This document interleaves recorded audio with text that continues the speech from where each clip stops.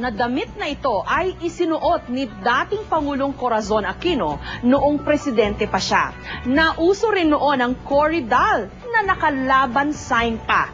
Pero bago naghari ang kulay dilaw noong dekada 80, nagpupuyos na pula ang kulay ng damdamin ng sambayanan na nooy nasa ilalim pa ng diktadorya. Maituturing daw na madilim na kabanata ng ating kasaysayan ang panahong yon. Kaya naman sinikap ng GMA News na magsilbing panglaw para sa mga kababayan nating naghahanap ng katotohanan. Tila apoy na kumalat ang mainit na balita. Si Marcos daw ang nanalo dahil lamang ito kay Cory sa bilangan ng boto. To proclaim Ferdinand E. Marcos as President. Pero ang snap election ng 1986, tagtad ng mga tanong at kontrobersya. Kaya sumiklab ang protesta ng mga Pilipinong naghahangad ng bagong liderato. Pero ang balitang nagtakda ng kasaysayan ay ang pagbaliktad ng suporta ng mga dating miyembro ng kabinete ni Pangulong Marcos. We are no longer afraid to die because enough is enough, Mr. President. I think you know that your time is up. Yung day one was fun. I mean, it was almost festive. Eh.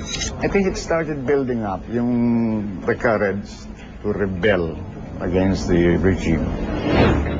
Ang mga mabigat na salitang binitawan ng kanyang mga dating kaalyado, dinapatan ni dating Pangulong Marcos nung nagpa-press-con siya mula sa palasyo. We were part of an aborted coup d'etat and assassination plot against the President and the First Lady, which was supposed to take place tonight. It is not a coup d'etat, but a revolution of the people. Pero dahil sa panawagan ng nooy arsobispong si Cardinal Sin, let us not allow a drop of blood to be shed. If we can solve this problem peacefully, that would be the best. At ni Ginang Aquino, for the sake of the Filipino people, I ask Mr. Marcos to step down now so that we can have a peaceful transition of government.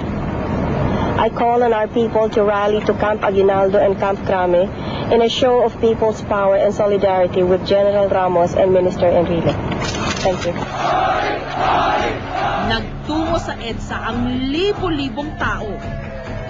Dito sila nagtipon-tipon para bigyang proteksyon sina Enrile at Ramos mula sa utos ni Marcos na sila'y ipaaresto.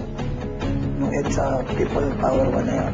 Yung chopper na yun, kami ang sakay. Nung nasa chopper kami noon, yung loyalist pa yung mga namin yung mga piloto namin. Kasi kinikasing namin yung Yung ang purpose talaga nung aerial shot na yun para i-case yung yung chopper ni Secretary Enrile doon sa loob ng ng Camp Aguinaldo.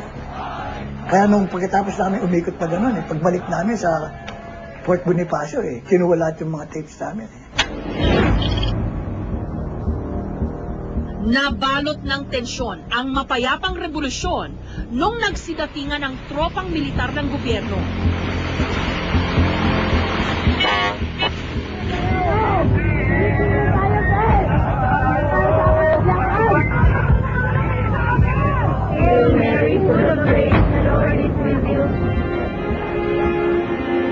Pero sa halip na bala at pulbura, tila isang himala ang nasaksihan ng buong mundo.